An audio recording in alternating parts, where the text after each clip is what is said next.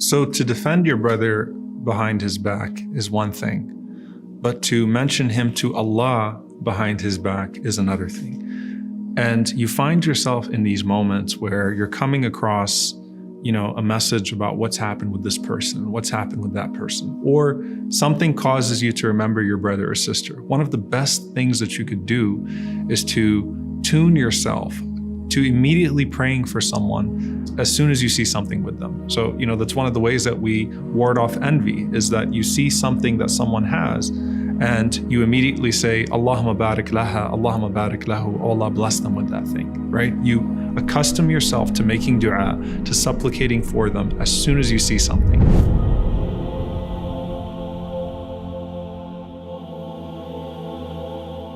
One of the beautiful things about dua for your brother or sister is what the Prophet ﷺ said, that when a person makes dua for their brother or sister behind their back, بِظَهْرِ الْغَيْبِ. So this is not something that you go and you tell someone constantly, hey, I was making dua for you, I was praying for you. Now you can do that as a means of showing solidarity, but not as a means of man, which is a means of boasting or claiming some sort of favor over someone else. Like, I made dua for you last night, so that you can make that person feel like they're indebted to you. The same way with sadaqah, with charity. You might let someone know you're giving them charity as a means of solidarity, but not as a means of giving yourself an upper hand over them to where they feel like they owe you and you could chip away at their self-esteem by mentioning your favor upon them. So this is making dua بِظَهْرِ الْغَيْبِ, in complete absence. A person is with Allah subhanahu wa ta'ala and they mention their brother or sister.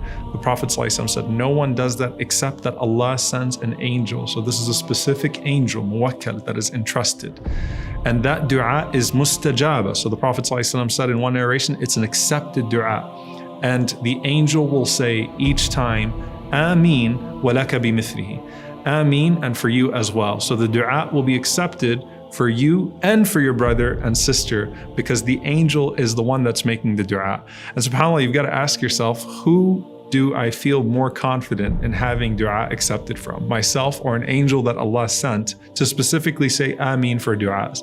And this fosters a sense of selflessness also. Just like I don't feel a need to respond on behalf of myself, but I feel a need to respond on behalf of my brother and sister. In this case, I do make dua for myself, but I can engage myself in a prolonged fashion of making dua for my brother or sister without them knowing about it, knowing that an angel will say Amin and for you as well. So what's the best thing to do with this practice? Number one, make it a habit, something that you do every single time you come across someone randomly, you see someone, just say, may Allah bless them, may Allah subhanahu wa ta'ala increase them. If you see something good that they have, may Allah make it easy for them. If you see that they're going through hardship, may Allah purify them. Immediately accustom yourself to being able to respond to the mention of a person's name with a dua from the heart. That's the first thing. Number two, we find Imam Ahmad rahimahullah actually had a list of people that he would make dua for at night. And he actually said one time that I actually feel more confident in the dua being accepted for someone else than when I make dua for myself. What's the point of even engaging in the prolonged duas for myself all the time if I can make it for my brother and sister and it would be accepted for them and for me? And the third thing is that a person diversifies the nature of the supplications that they're making based upon the needs of the people. So for example, one person has an issue with their health, make dua for their health. One person has an issue with their sustenance, make dua for their sustenance. One person has an issue with their family, make dua for their family. And so on and so forth. Thereby, you're covering all of the different facets of dua for a whole bunch of people, and at the same time, covering all of the facets of your life.